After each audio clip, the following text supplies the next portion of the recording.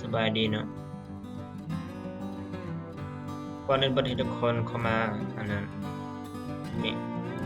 ไฟล์ Explorer ตัวนี้คลิกเข้าบันหนึ่งหลังจากนั้นให้ทุกคนเลือกว่าทุกคนต้องการเสียงไฟล์ตัวใดในที่นี้สมมุติว่าค่อยต้องการ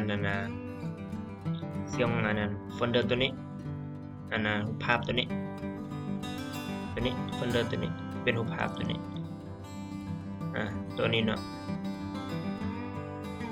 ซึ่งมันก็บ่ได้ยุ่งยากอะไรอย่างดอกเนาะให้ทุกคนคลิกบัตรหนึ่งคลิกขวาบัตรหนึ่งเลื่อนลงมาเลือกปกติหลังจากนั้นให้ทุกคนเลือกตัวนี้ hidden ตัวนี้บัตรหนึ่ง apply มันถามว่าต้องการเปลี่ยนแปลงตัวนี้บ่ก็โอเคออกไป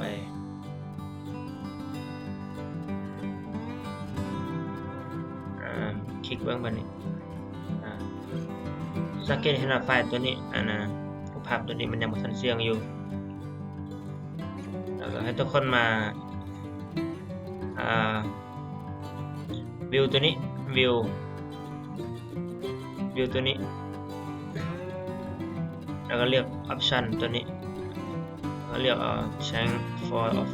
folder ตัวนี้เห็นป่ะเด้งขึ้นมานี่หรือบซันทุกคนที่เข้า control panel ก็ได้ control panel เลือกตัวนี้ file explorer option ตัวนี้อาการเดียวกันเมื่อกี้นี้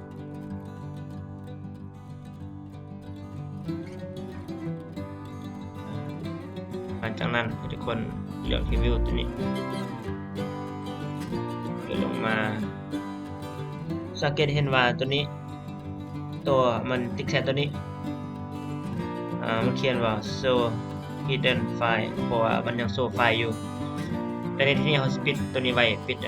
รูปภาพหรือปิดโฟลเดอร์ตัวนี้ไว้ตัวเมื่อกี้นี้แล้วก็ติ๊กตัวdon't show ตัวนี้คลิกบัตรหนึ่งแล้วก็ apply โอเคได้ละสังเกตเห็นว่าไฟล์ตัวเมื่อกี้นี่มันสิบ่เห็นมันสิถูกเสื่อมไว้แล้วเนาะเห็นบ่คนอาจจะได้ก็บ่เห็นนะเพราะมันเสื่อมไว้แล้วในบัดนี้เมื่อต้องการเปิดไฟล์ตัวนี้ขึ้นมาให้ทุกคนก็เข้าคือเก่าเนาะสิวาดวิวนี่ก็ได้หรือตัวนี้ก็ได้สมมุติว่าคลิกวิวแล้วก็มาเลือกเอาตัวนี้ option เสียงโฟลเดอร์ตัวนี้เห็นบ่มันเด้งขึ้นมาด้านนี้ก็ให้ทุกคนมาคลิกวิวที่วิวคือเก่าเนาะปั๊บบัดนึงแล้วก็บัดนี้มาเปลี่ยนเป็น show hidden ตัวนี้มันโชว์ไฟล์ตัวเมื่อกี้นี้ขึ้นมาบัดนึงโอเคสังเกตเห็นว่าไฟล์ตัวนี้เด้งขึ้นมาแล้วเห็นบ่แต่มันก็ยังมัวๆอยู่มันยังใช้งานอยู่บ่ได้เด้อตอนนี้ก็ให้ทุกคนคลิกบนโฟลเดอร์นี้คือเก่าโฟลเดอร์ตัวเมื่อกี้นี้ตัวโฟลเดอร์ตัวเปิดมาเมื่อกี้นี้บันหนึ่งก็คือเก่าปกติแล้วก็เลือกเอาตัวนี้ออกเอา hidden ตัวนี้ออกเพราะมันยังเสียงอยู่เอาคลิกบันหนึ่งapply มันทำมาต้องการที่จะเปลี่ยนแปลงกี่นี่มันก็โอเค